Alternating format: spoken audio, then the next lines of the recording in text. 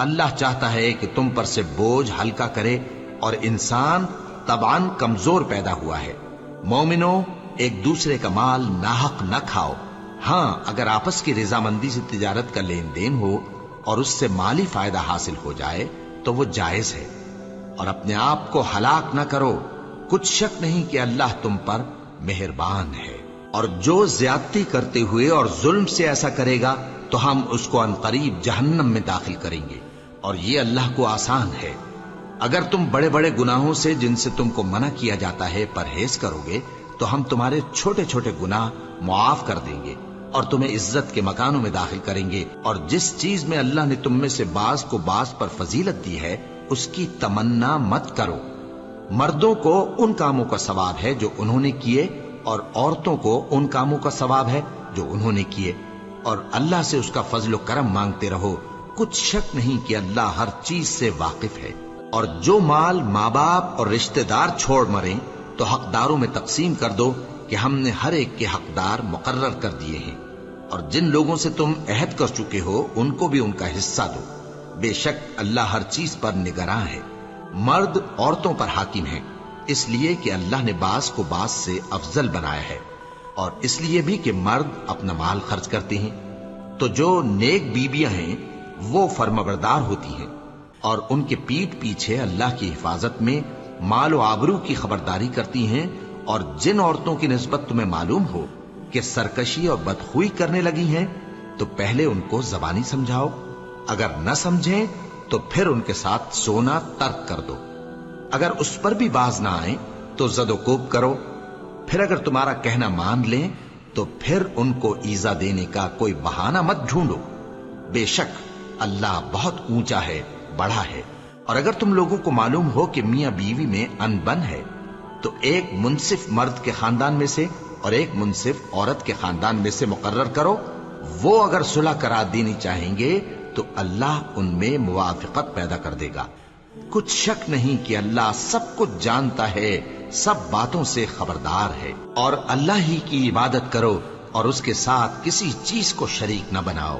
اور ماں باپ اور قرابت والوں اور یتیموں اور ناداروں اور رشتہ دار ہمسایوں اور اجنبی ہمسایوں اور پاس بیٹھنے والوں اور مسافروں اور جو لوگ تمہارے قبضے میں ہوں سب کے ساتھ حسن سلوک کرو،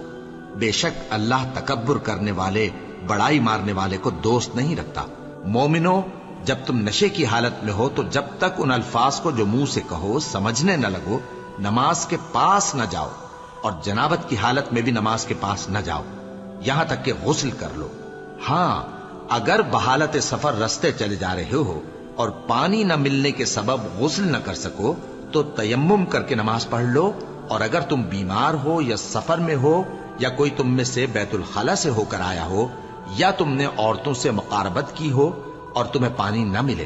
تو پاک مٹی لو اور منہ اور ہاتھوں کا مسح کر کے تیمم کر لو، بے شک اللہ معاف کرنے والا ہے، بخشنے والا ہے۔ جن لوگوں نے ہماری آیتوں سے کفر کیا ان کو ہم عنقریب آگ میں داخل کریں گے، جب کبھی ان کی کھالیں گل جائیں گی تو ہم ان کو اور کھالیں بدل کر دیں گے تاکہ ہمیشہ عذاب کا مزہ چکھتے رہیں، بے شک اللہ غالب ہے، حکمت والا ہے۔ اور جو لوگ ایمان لائے اور عمل نیک کرتے رہے ان کو ہم بہشتوں میں داخل کریں گے جن کے نیچے نہریں بہ رہی ہیں، وہ ان میں ہمیشہ ہمیشہ رہیں گے، وہاں ان کے لیے پاک بیویاں ہیں اور ان کو ہم گھنے سائے میں داخل کریں گے۔ مسلمانوں، اللہ تم کو حکم دیتا ہے کہ امانت والوں کی امانتیں ان کے حوالے کر دیا کرو، اور جب لوگوں میں فیصلہ کرنے لگو تو انصاف سے فیصلہ کیا کرو۔ اللہ تمہیں بہت خوب نصیحت کرتا ہے، بے شک اللہ سنتا ہے، دیکھتا ہے۔ مومنو، اللہ اور اس کے رسول کی فرما برداری کرو، اور جو تم میں سے صاحب حکومت ہیں ان کی بھی۔ پھر اگر کسی بات میں تم میں اختلاف واقع ہو تو اگر اللہ اور روز آخر پر ایمان رکھتے ہو تو اس میں اللہ اور اس کے رسول کے حکم کی طرف رجوع کرو، یہ بہت اچھی بات ہے اور اس کا انجام بھی اچھا ہے۔ اور جو لوگ اللہ اور اس کے رسول کی اطاعت کرتے ہیں وہ قیامت کے روز ان لوگوں کے ساتھ ہوں گے جن پر اللہ نے بڑا فضل کیا، یعنی انبیاء اور صدیق اور شہید اور صالحین، اور ان لوگوں کی رفاقت بہت ہی خوب ہے۔ اب جو لوگ آخرت کو خریدتے اور اس کے بدلے دنیا کی زندگی کو بیچنا چاہتے ہیں، ان کو چاہیے کہ اللہ کی راہ میں جنگ کریں، اور جو شخص اللہ کی راہ میں جنگ کرے پھر شہید ہو جائے یا غلبہ پائے، ہم عنقریب اس کو بڑا ثواب دیں گے۔ اور تم کو کیا ہوا ہے کہ اللہ کی راہ میں اور ان بے بس مردوں اور عورتوں اور بچوں کی خاطر نہیں لڑتے جو دعائیں کیا کرتے ہیں کہ اے پروردگار، ہم کو اس شہر سے جس کے رہنے والے ظالم ہیں نکال کر کہیں اور لے جا، اور اپنی طرف سے کسی کو ہمارا حامی بنا، اور اپنی ہی طرف سے کسی کو ہمارا مددگار مقرر فرما۔ جو مومن ہیں وہ تو اللہ کی راہ میں لڑتے ہیں، اور جو کافر ہیں وہ شیطان کی راہ میں لڑتے ہیں، سو تم شیطان کے مددگاروں سے لڑو اور ڈرو مت، کیونکہ شیطان کا داؤ کمزور ہوتا ہے۔ بھلا تم نے ان لوگوں کو نہیں دیکھا جن کو پہلے یہ حکم دیا گیا تھا کہ اپنے ہاتھوں کو جنگ سے روکے رہو اور نماز پڑھتے اور زکات دیتے رہو؟ پھر جب ان پر جہاد فرض کر دیا گیا تو بعض لوگ ان میں سے لوگوں سے یوں ڈرنے لگے جیسے اللہ سے ڈرا کرتے ہیں، بلکہ اس سے بھی زیادہ، اور کہنے لگے کہ اے اللہ، تو نے ہم پر جہاد جلد کیوں فرض کر دیا؟ تھوڑی مدت اور ہمیں کیوں مہلت نہ دی؟ اے پیغمبر، ان سے کہہ دو کہ دنیا کا فائدہ بہت تھوڑا ہے، اور بہت اچھی چیز تو پرہیزگار کے لیے نجات آخرت ہے، اور تم پر دھاگے برابر بھی ظلم نہیں کیا جائے گا۔ اے جہاد سے ڈرنے والو، تم کہیں رہو، موت تو تمہیں آ کر رہے گی، خواہ مضبوط قلعوں میں رہو۔ اور ان لوگوں کو اگر کوئی فائدہ پہنچتا ہے تو کہتے ہیں یہ اللہ کی طرف سے ہے، اور اگر کوئی مصیبت پہنچتی ہے تو اے پیغمبر تم سے کہتے ہیں کہ یہ آپ کی وجہ سے ہمیں پہنچی ہے۔ کہہ دو کہ رنج و راحت سب اللہ ہی کی طرف سے ہے۔ ان لوگوں کو کیا ہو گیا ہے کہ بات بھی نہیں سمجھ سکتے؟ اے آدمزاد، تجھ کو جو فائدہ پہنچے وہ اللہ کی طرف سے ہے، اور جو نقصان پہنچے وہ تیری ہی شامت اعمال کی وجہ سے ہے۔ اور اے نبی، ہم نے تم کو لوگوں کی ہدایت کے لیے پیغمبر بنا کر بھیجا ہے، اور اس بات کا اللہ ہی گواہ کافی ہے۔ بھلا یہ قرآن میں غور کیوں نہیں کرتے؟ اگر یہ اللہ کے سوا کسی اور کا کلام ہوتا تو اس میں وہ بہت سا اختلاف پاتے۔ جو شخص نیک بات کی سفارش کرے تو اس کو اس کے ثواب میں سے حصہ ملے گا، اور جو بری بات کی سفارش کرے اس کو اس کے عذاب میں سے حصہ ملے گا، اور اللہ ہر چیز پر قدرت رکھتا ہے۔ اور جب تم کو کوئی دعا دے تو جواب میں تم اس سے بہتر کلمے سے اسے دعا دو، یا انہی لفظوں سے دعا دو، بے شک اللہ ہر چیز کا حساب لینے والا ہے۔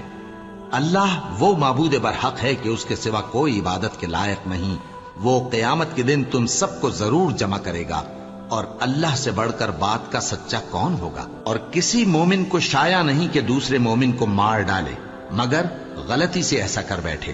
اور جو غلطی سے بھی مومن کو مار ڈالے تو وہ ایک مسلمان غلام آزاد کر دے، اور مقتول کے وارثوں کو خون بہا بھی دے، مگر یہ کہ وہ معاف کر دیں۔ پھر اگر مقتول تمہارے دشمنوں کی جماعت میں سے ہو اور وہ خود مومن ہو تو صرف ایک مسلمان غلام آزاد کرنا چاہیے، اور اگر مقتول ایسے لوگوں میں سے ہو جن میں اور تم میں صلح کا عہد ہو تو وارثان مقتول کو خون بہا دینا اور ایک مسلمان غلام آزاد کرنا چاہیے، اور جس کو یہ میسر نہ ہو وہ متواتر 2 مہینے کے روزے رکھے۔ یہ کفارہ اللہ کی طرف سے قبول توبہ کے لیے ہے، اور اللہ سب کچھ جانتا ہے، بڑی حکمت والا ہے۔ اور جو شخص کسی مسلمان کو قصدن مار ڈالے گا تو اس کی سزا دوزخ ہے، جس میں وہ ہمیشہ جلتا رہے گا، اور اللہ اس پر غضبناک ہوگا اور اس پر لعنت کرے گا، اور ایسے شخص کے لیے اس نے بڑا سخت عذاب تیار کر رکھا ہے۔ مومنو، جب تم اللہ کی راہ میں باہر نکلا کرو تو تحقیق سے کام لیا کرو، اور جو شخص تم کو سلام کرے اس سے یہ نہ کہو کہ تم مومن نہیں ہو، کہ اس سے تمہاری غرض یہ ہو کہ دنیا کی زندگی کا فائدہ حاصل کرو،